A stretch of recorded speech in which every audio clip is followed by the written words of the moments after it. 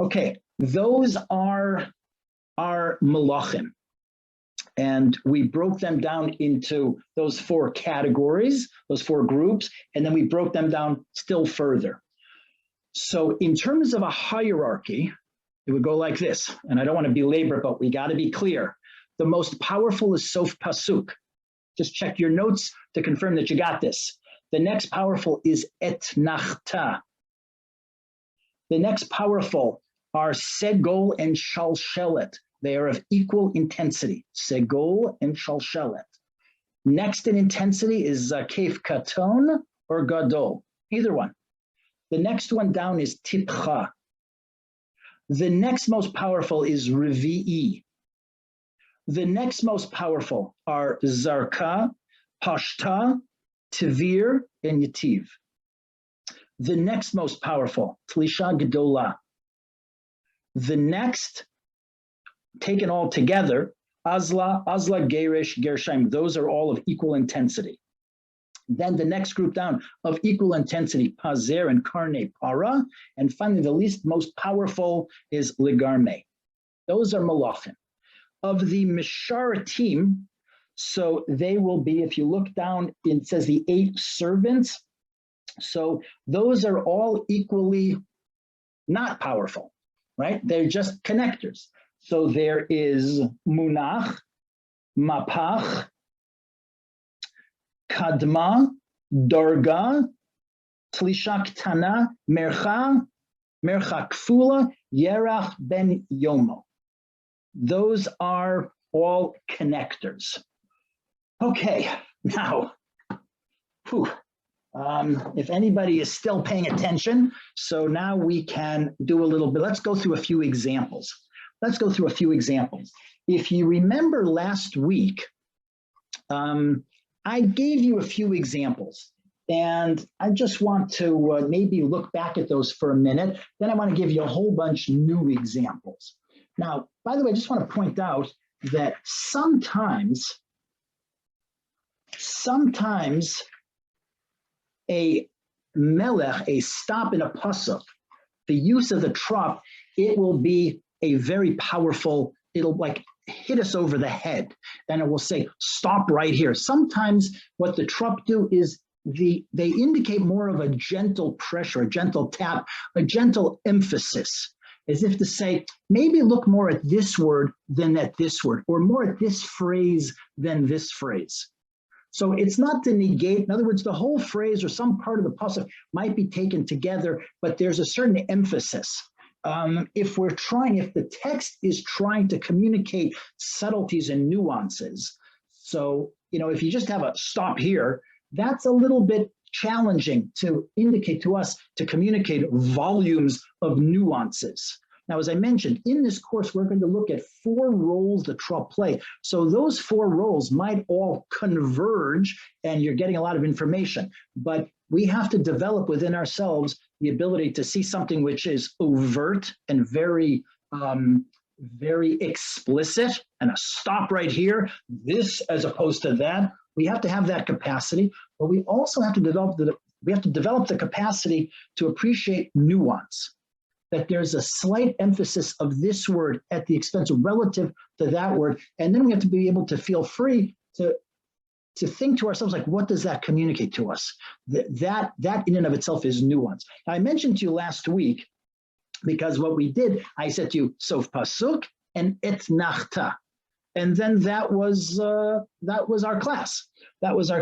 So I chose a couple of examples that used an Et Nachta. So the example that I gave you, if my notes are correct, the first example I gave you was when we say the Shema. Now the Shema it's in Devarim, it's the 6th chapter, and it's the 4th pasuk. Deuteronomy, Devarim 6:4. So what I showed you last week is that it said, Shema Yisrael, Hashem Elokeinu, Hashem Echad. The Et Nachta is a very powerful stop.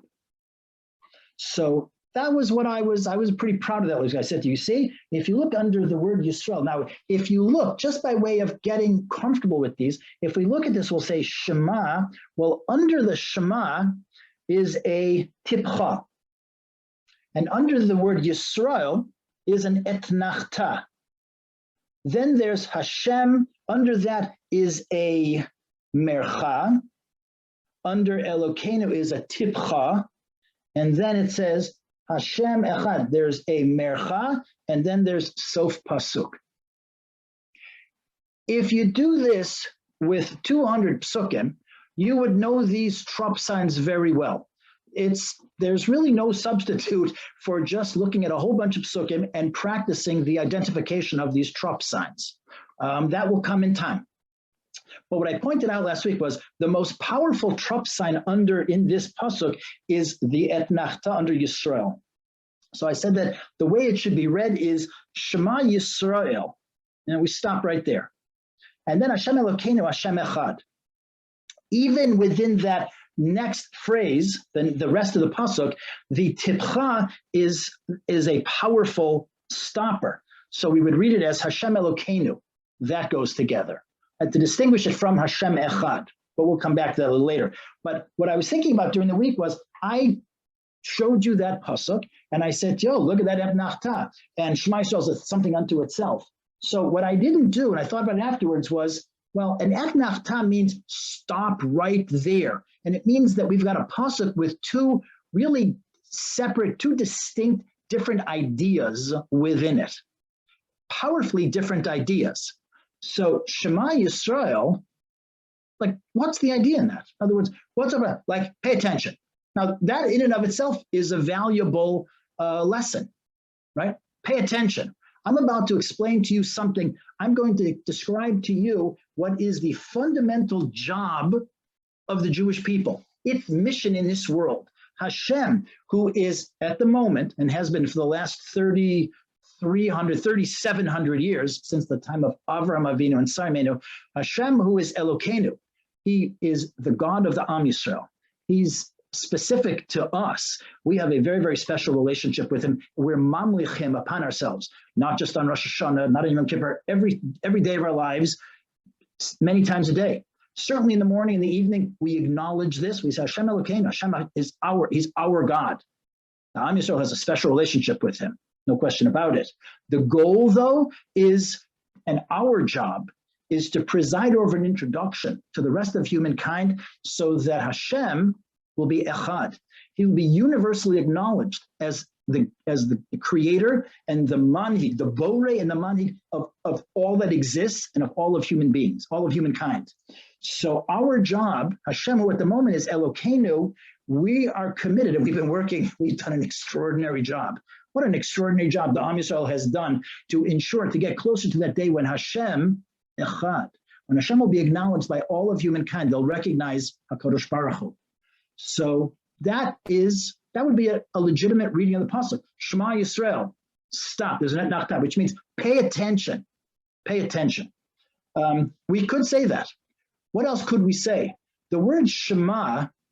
Now I'm looking at these boxes and I recognize some of the names of the people who are attending. So just one or two of you.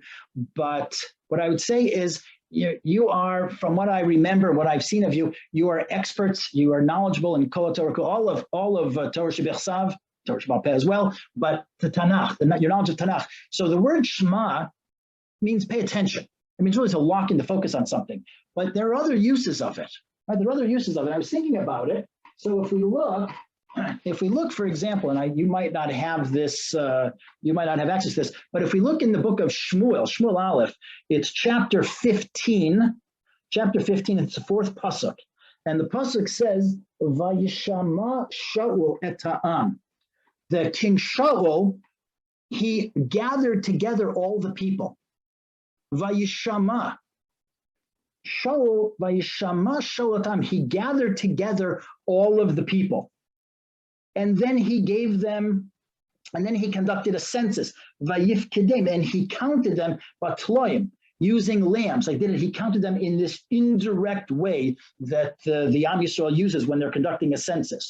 So v'yishama shalatam, he gets it, and that word is used a number of times as to gather together. If you look in the various Mefarshim, so what they say is, I'll just read this to you. It says, the Metzudas Tzion says, v'yishama, he says, inyan asifa. The meaning of this, it's a sense of gathering together. Coming through in response to the voice of the person who was gathering the people together, so they give out a call, right? In fact, I think it's Rashi says, Vishama Shaul Loshan Hachroza. Vishama means to make heard. He made sure that people heard. In other words, how did he do that? By announcing. Hachroza. He made an announcement. He made an announcement, but some of the other Mefarshim say he made an announcement with the ultimate goal of inyan asifa, of gathering the Jewish people together. So the verb itself has a connotation of gathering together. So we might look at the pasuk, if we're motivated by the trop, and this is the key point, the Etnachta says to us, this is in and of itself a significant point. Shema Yisrael. So we could understand it as, you know what the prerequisite is to accomplishing our job of Hashem Elokeinu and converting that situation into Hashem Echad? It's Shema Yisrael. Am Yisrael should be gathered together. If we enjoy the achdus that's necessary to have everyone together, we all respect each other, we all recognize we have different jobs to do, and we do them together, and we support each other, right? So the power of a group of people like that, an army of people who are working together, incomparable. Much more than you have a mass of individuals who are disorganized and they're just kind of milling around, everyone's doing their own thing. So Shema Yisrael means achdus is the prerequisite. From that, we can do anything. We see that, for example, in Megillah Esther, when Esther says to Mordechai, I got a plan. Mordechai has whatever plan he has, and she has a different plan, and her plan is better. And Mordechai accepts it. She says, okay, you know what? Lech kinos kol Yehudim. Go and gather all the Jewish people together. Most people understand that pasuk incorrectly. They understand it to mean gather all the Jews together, that they should fast. And the Mefarshim point out that's not what it means. What it means is gather all the Jews together. That in and of itself is an extraordinary victory. Gather them together. If there's that achdus, which was the reason, if you remember, Haman earlier was saying, there's this nation, they're mefuzar, meforad, they're a mess. They're a mess. That is indicative of their weakness, their vulnerability. It's a terrible quality. They don't get along with each other. So the tikkun for that, Esther Amalka says, Esther Atzadeket, she says, Lech kenoset kol Yehudim, gather the Jews together. That's the tikkun. That in and of itself. Then in addition, there are other things they can do. There's fasting, there's davening, there's tshuva, there's all kinds of things. But the knisa, the asifa, is in and of itself, that's the key. So the pasuk here might be saying the same thing. It could have chosen a less powerful trop than an etnachta, and we would have had a stop, an indication that there's a pause, a conceptual pause. The etnachta seems to me to indicate, as far as I might be wrong in this, but that this is a very powerful, self-contained idea. Okay, now we also we did something last week. The other example of etnachta was the example, the pasuk in which Yaakov Avinu is giving the. And the thing is, I think this is one of the most important lessons for you to come away with from this class, from this course, is that I'm thinking about you the whole week. I just can't stop thinking about this course and my beloved loyal students. So during the course of the week, I think, oh, why didn't I say that? Okay, so now I'm correcting it. But when Yaakov Avinu is giving the brachot to his various children, so this is chapter 49, the book of Bereshis, 27, pasuk 27. So he says, Binyamin ze'ev yitraf baboker yochel ad v'la'erev yechalek sholal. So we looked at that last week, probably longer than we should have. But what we described was that Yaakov Avinu describes Shevet Binyamin. He's giving them a bracha, and he says, "You're a Zev Yitraf." Wow, that image is so powerful. This powerful predatory wolf. The wolf is a fierce kind of animal, and the fighters of Binyamin were known that way. And that's how Rashi takes the pasuk. But as we mentioned, the Gemara understands it differently. Onkelos understood it. Onkelos is very, very clear, and he said, "Zev Yitraf." This whole pasuk is a prophecy about the fact that the Beit HaMikdash is going to be built in the Chelek, it's in the territory of Shevet Binyamin. So because of that, we said the Zev Yitraf means what? The Gemara says that the Mizbeach located in the territory belonging to the tribe of Binyamin. So the Mizbeach day and night is consuming animals. No predatory animal could consume that many animals. But wow, this Mizbeach is busy. Boker yochal ad. In the morning, some understand the yochal, it will consume ad until ... evening. This Mizbeach is going all the time, and it consumes its fair share of animals. So then we know that we talked about the fact that there was an etnachta on the word ad. And it says, "V'la'erev yachalek shalo." And at night, the spoils, the booty, the shala, like ad, the spoils, right? What has been conquered are divided. So what we said conceptually would seem that we would have said Zev Yitraf. That's the image. And what is that? How do we continue on that? So the stop should be there, and we would say in the morning the animal does this, in the evening the animal does this. But Yaakov Avinu didn't do that. He stopped after in the morning, the Mizbeach consumes what it does, stop, et nachta, right there.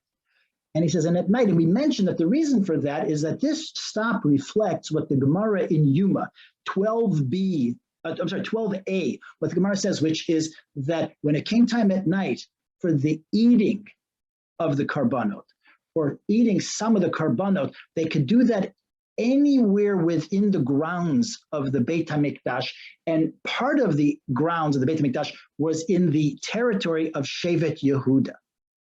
So that's why the etnachta is there to separate. It wouldn't be fair to say, oh, Binyamin, that eating is also a feature of your Shevet because it could be done elsewhere. So that's what we said last week. So I was thinking about it.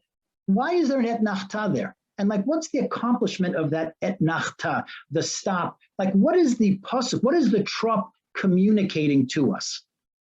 What is the trop communicating to us by putting the etnachta there and saying, oh, what Yaakov Avinu was saying is, oh, but the eating can be done not in Shevet Binyamin's territory. Like, what is the pasuk communicating? I want you to think about it for a second.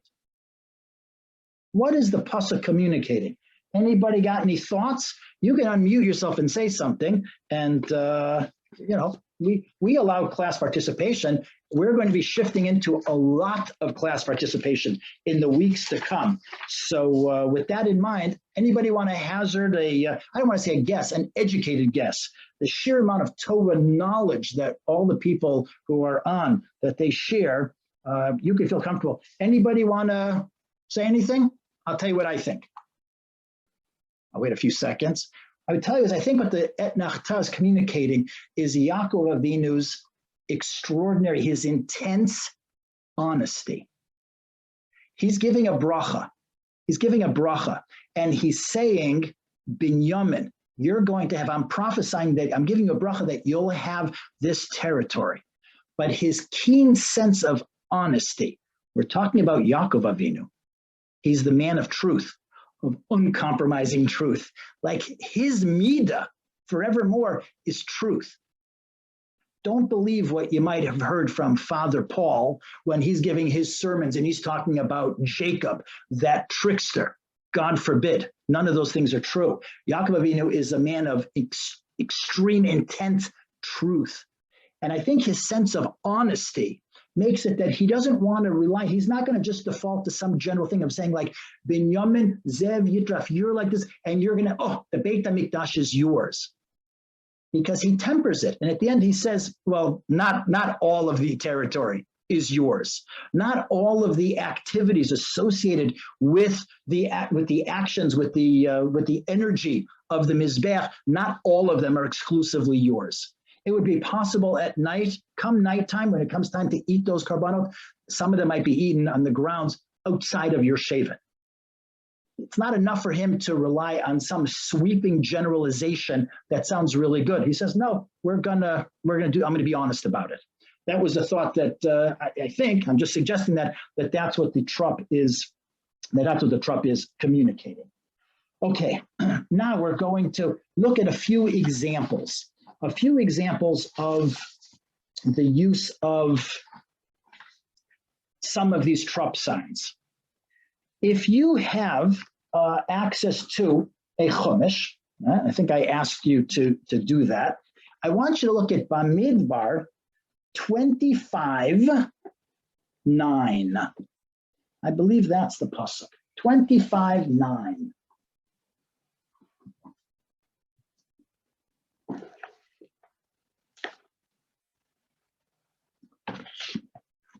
Okay, people have it? All right, 25:9. The pasuk says, Vayihiyu hametim b'magefa arba'av esrim aleph. All right, let's read that pasuk again. It says, Vayihiyu hametim b'magefa arba'av esrim aleph. This is talking about what happened, the events right after Pinchas killed Zimri and Cosby. It's right after that. And the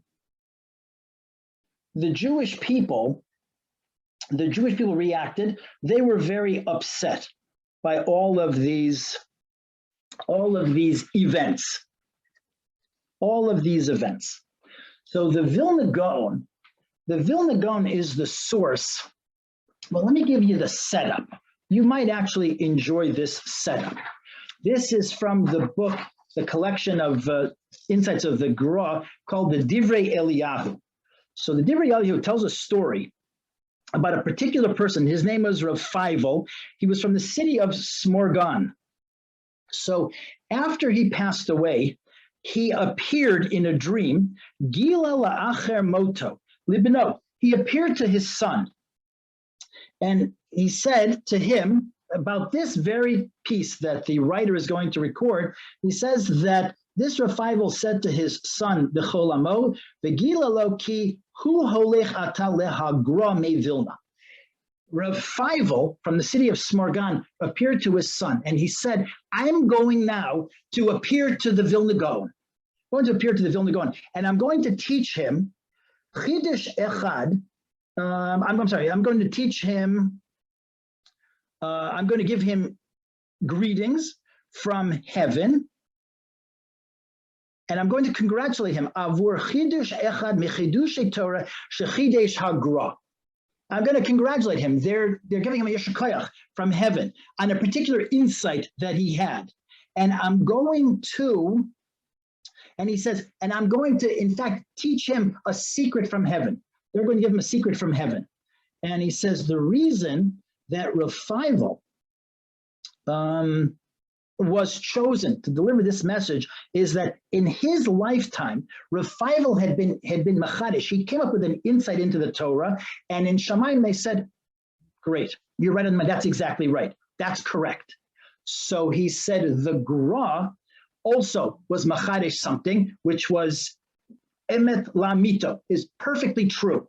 Now, the Gra did that a lot of times. Rav Feivel perhaps might have done it once, but he was chosen as the shliach to bring an insight, to share an insight with the Gra. So he says, what I'm going to share with you now in this sefer is the piece of Torah that the Gra was machadish, which was absolute truth. And he says,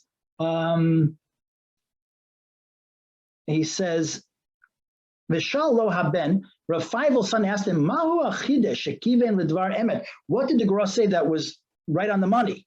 Va'amar lo hadavar hazeh shani kotevata bishmo. I'm going to now share with you what he said. So this is the piece that we're going to do. Now listen to the Gra. Vayihiyu hametim b'magefa arba'a ve'esrim aleph.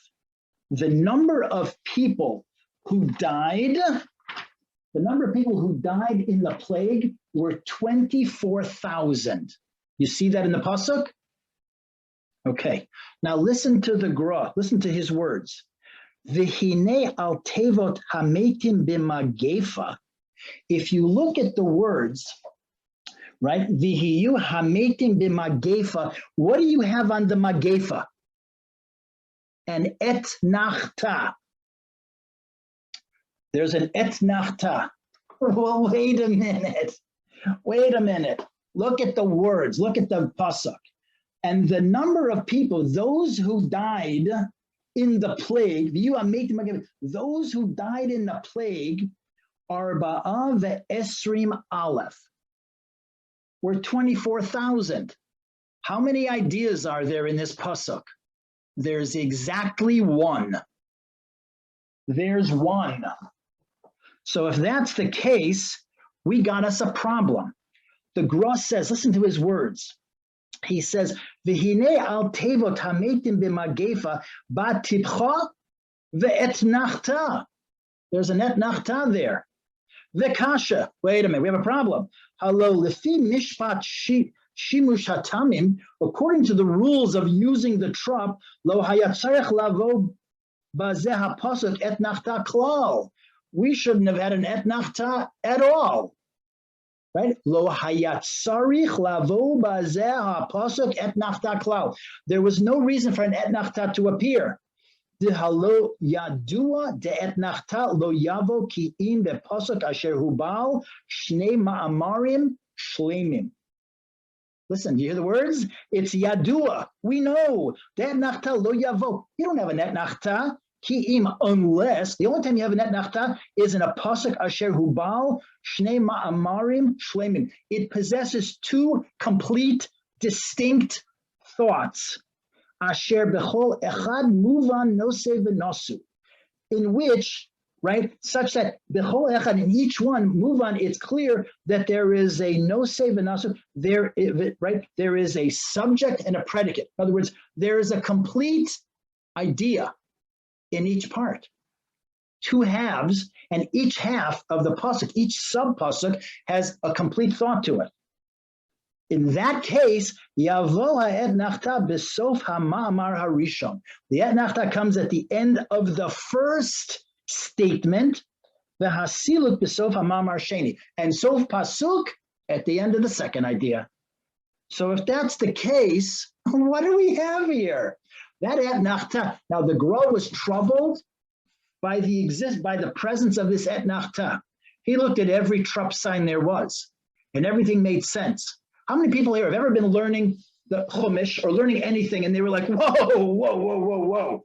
Look at the trop. This is crazy. The trop. I have to revise my understanding of the pasuk. If you have show of hands. Yeah, I know. That's what I thought. Neither have I. Neither have I. The Gra did. That's why he was the Gra.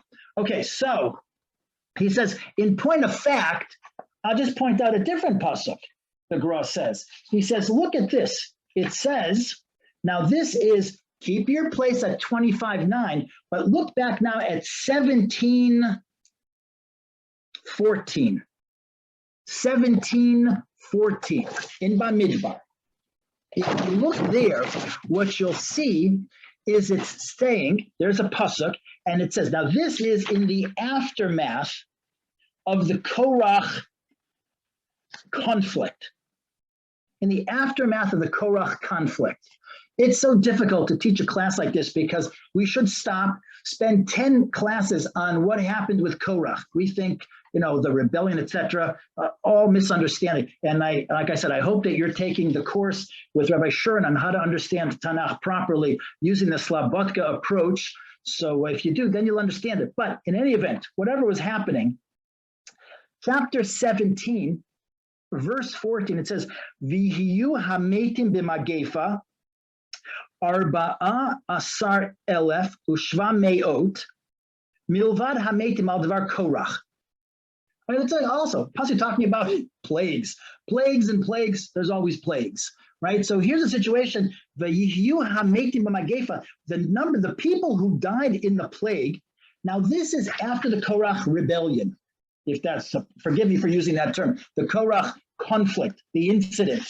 So after that, the people, the Am Yisrael, expressed some discontent.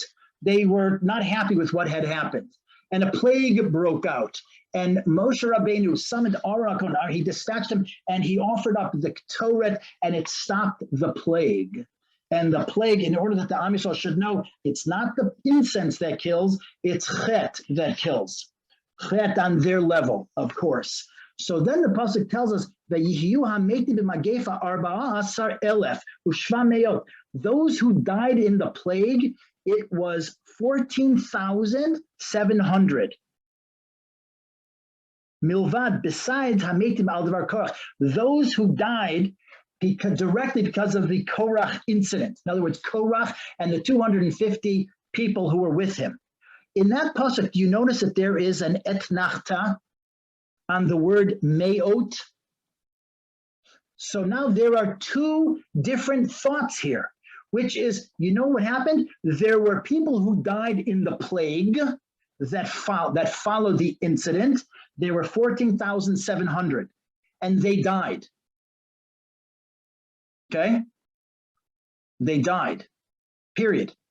There's an etnachta there. That's beside the fact that there were people, several hundred, who died directly after the Korach incident. The Korach incident itself, several hundred people died, all of our Korach, and then subsequent, when the people expressed their discontent, so then 14,700 people died. The etnachta there makes perfect sense. Would we agree to that? There were two separate facts, two separate events being described. So the Gra comment, he points out that pasuk and he says, well, what's going on over here in ours? Chapter 25, pasuk 9. What is it? So the Gra says, and he's forced to say this, he arrives at this, he says that this pasuk, it seems ours, 25:9, hu rak bal ma'amar echad, it seems to be only one idea. Lo hayat tzarich lavo bo etnachta klal, there shouldn't have been any etnachta. And he says, okay, now that's the Gra, the setup of the Gra, and everything he said, he's just using pure logic. He's pointing out a rule of the Trup that he knows that we know. So then he says, I'm forced to conclude. I'm forced to conclude. Gam ha-pasuk hazeh, this pasuk that we're looking at, it's also hu gam bal shnei ma'amarim. It has two facts to it. There are two distinct ideas. Umishum ha'achi ba bo etnachta. And because of that, there's an etnachta. Lehorot the od inyan echad is tsafun v'nistar po chutz me'inyan hagolui. To teach us the od inyan acher, that another idea, a second idea, is tsafun v'nistar po. It's concealed, it's hidden here. It's under the surface. Chutz, beside the inyan hagolui, there's a revealed idea. What's the revealed idea? That there were 24,000 people who died. That's a fact. That's a fact. There were 24,000 people who died. So we thought that's the only fact that the pasuk is teaching us. So the Gra says, no, that's not true. But what are the two ideas that this pasuk teaches us? It's this. 24,000 people were decreed, were supposed to die as a punishment for this sin of Bnei Yisrael. The Jewish people responded incorrectly. After Pinchas killed Zimri and Cosby, they responded incorrectly. And there was a decree that 24,000 people would die in a Magefa as punishment for their sin. That fact is known to us. But there's another fact. The Gemara in Sanhedrin 105a, the Gemara tells us that Kol HaZman, that the Jews were traveling from Hashitim to Gilgal, the entire trip from one place to another, the entire trip, that period was a time, it was an eight ratzon. It was a time of divine goodwill. HaKadosh Baruch Hu felt a particular love to the Jewish people. And what was active during that time? The Midat HaRachamim. HaKadosh Baruch Hu wanted to do everything he could to be good to the Jewish people, to tilt positively toward the Jewish people. So if that's the case, that's the second fact. So now what does the pasuk tell us? Vayihiyu hametim b'magefa. What that means is, fact 2, Arba'a ve'esrim aleph. 24,000 people were going to die. That's a fact. That's fact number 2. Fact number 1 is because it was an 8 ratzon, because they were during that leg of the trip, and it was a time of divine goodwill, HaKadosh Baruch Hu, in his mercy, decided to include all the people who were scheduled, derech teva, to die during that period. There are always people dying. It's the way populations work. People die and people are born. HaKadosh Baruch Hu decided that those people who had lived out their natural lifespans and who were now destined to die, he would include their deaths in the count of that 24,000. So he decided like this. He said, Vayihiyu, those hametim, those who died, would be considered that they were died under the tally, under the gezerah of the magefa. That magefa was going to claim 24,000 lives. Now, I don't know how many lives that saved, no idea. But whatever they were, let's say it was 1, let's say it was 87, let's say it was 143 or 312, whatever it was, that saved the lives of all of those Jews. So the Gra says that Zehu Perush HaPasuk. He says, V'yiyu hametim, in other words, Ritzono Lomar hametim kederach kol haaretz ad al shehegia itam lamut. People die, natural death. It was time for them to die. B'magefa, they would be encountered becheshbon. They would be considered becheshbon hamagefa shenigza me'et HaKadosh Baruch Hu. They would be considered that they had died under the gezerah of the magefa, and in doing that, the nishlam, right, the cheshbon b'sacha kol, that all added up to 24,000. It's genius. It's genius. And the Gra. And how did he arrive at this? Now listen to what he did. What he did was he looked at the Et Nachta. He looked at the trump and he said, hey, that Et Nachta doesn't belong there. Oh, that's so interesting. I wonder what that Et Nachta is doing. And then he said, well, we know the rules. All he did, the Gra part comes in a bit. But what he did in the beginning was he applied the rules strictly. And he said, the rules of Et Nachta are 2 distinct thoughts. We must have that here. Now let me find it. Now let me find it. I would just say that when you learn these tricks, these rules from this course, and you are being machadesh, real pieces of Torah, and they reveal to you from heaven big stuff, basic gratitude and decency dictates that you share it with me. Please. Because I would be so excited to know at least anything, something which is true. Okay, we have a little bit of time. Let's do another example. Let's do another example. Next week, we're going to not be looking at nachtas, we're looking at more subtle ideas, and you'll see what we do with these ideas it's going to blow your minds, because we're going to be applying this successive layers within any given pasuk, and that is something which is just kind of beautiful. Hold on one second. Let me get.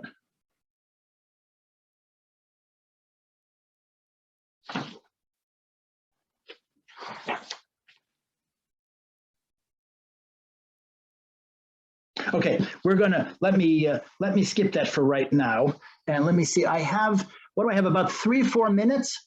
Yeah, I think I'd rather use the time a little bit differently. So this is what we're going to do, okay?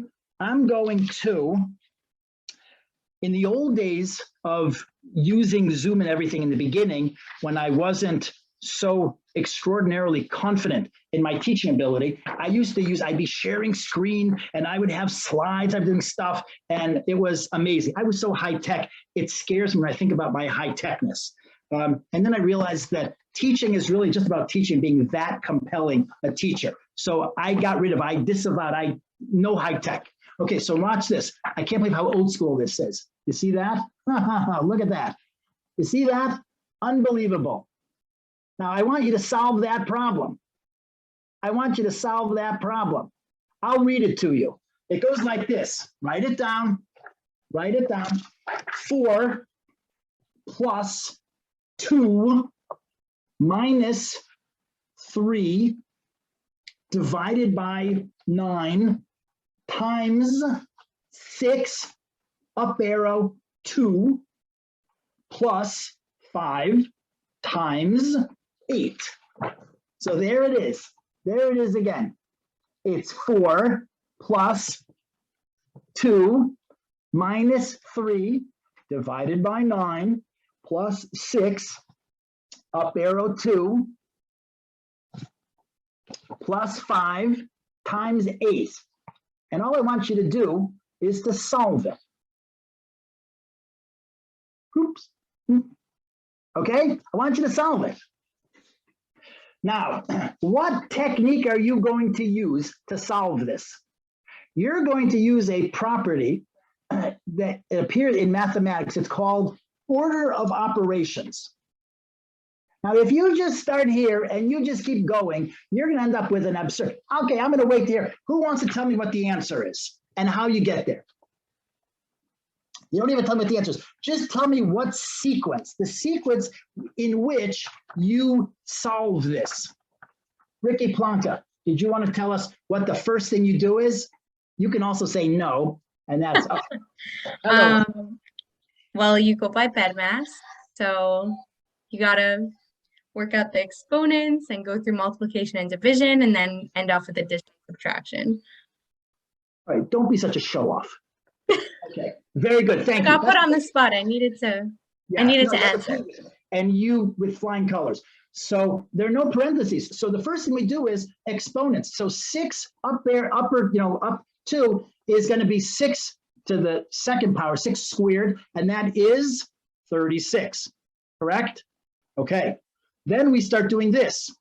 We start from left to right, and we continue, and we do the multiplication and division. So what's the next thing we encounter?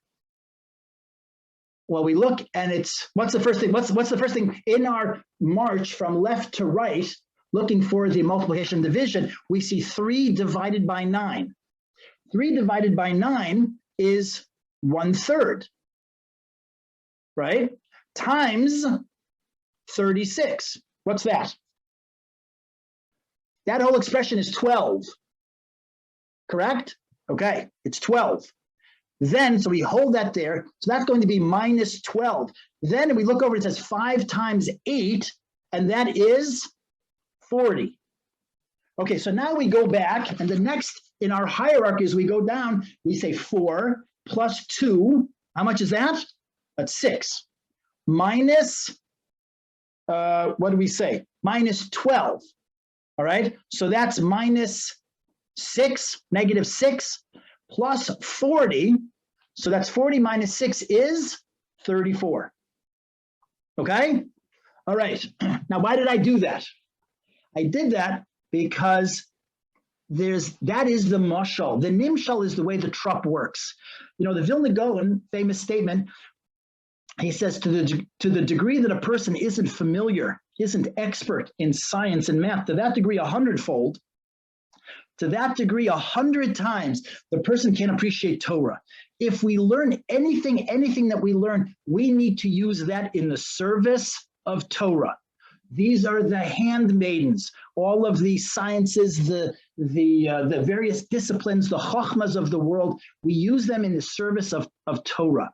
So if you sat through mathematics and you learned that, the concept of the relative strength of the various operations, Ricky said parentheses first, then exponents, then multiplication and division are of equal status, and then addition and subtraction are equal status. So if we understand that when we have an expression and we work from, as you're looking at it, from left to right, so when you have that, that's the march of, in order to make sense of this mathematical statement, to make sense of right? So it had two things. It was understanding the relative strength of each operator, each operation, and also understanding that we progress from the beginning to the end of the statement, and we do it evaluating these relative strengths. There's a sequence that the first thing we encounter of within the same strength of multiplication and division, those are the same. So we say the first thing I encounter will dominate. Addition, subtraction, the first operation I encounter of equal strength will dominate. That exact same rule, those rules apply. There's an order of operations to the trup. The reason that I tortured you at the beginning of the class and I said to you, there's subgroup 2A, 2B, 2C, is this, that when we look through a pasuk, we apply the most powerful is etnachta. Oh, that will take a pasuk and divide it into two pieces. Within those two pieces, we can then further subdivide those sub-phrases smaller and smaller. Because then what we do is we look, and within that phrase, the etnachta has created two phrases. Let's look at the first phrase, and we'll say, let's see what we're not going to encounter an etnachta, but we might encounter something from group 2, and it might be 2A. So we look for what is the most powerful breaker of all of the various trup signs, the malachim, and then we break it down into quarters, and we take each of those quarters and we break it down into eighths. We could continue if the psukim were long enough. Most psukim don't exceed about 45 words, so we can't do it forever. But if the pasuk was long enough, we could keep doing that. So what we're going to do in the weeks to come is we're going to see how this process, you can take a pasuk that seems long and you say, oh, whatever, wow, like what do I do with this? And you break it down, you find the largest trup sign, the most powerful melech, you break it, and then you have two pieces, and then you break those. I will show you next week a couple of examples, and we're going to see how this is used. And what I would tell you is like this, and we'll just end with this idea that if you understand how this works, so you remember the first class I mentioned to you that the Ibn Ezra said, any pshat that a pashtan proposes, any proposed reading, he says, if it's not al derech ha'ta'amim, lo tovelo. If it doesn't match, if it doesn't tell you what the trup signs, if it doesn't match according to those, it doesn't break in a strong way, a semicolon here and commas here and some slight pauses. If it doesn't reflect what the trups say, lo tovelo, don't have any interest in it. Don't have any interest in it. In other words, the way great pashtanim are created and the way that they do it, we saw what the Gross said, wait, there's an etnachta there. I have to understand there are two. He was simply applying the rules very rigidly, and then he used his creativity and he came up with a spectacular read. We're going to see how that's done, and as each week builds, it gets more and more spectacular. Have a wonderful week. Thank you so much for attending. All the best. Good night. Thank you.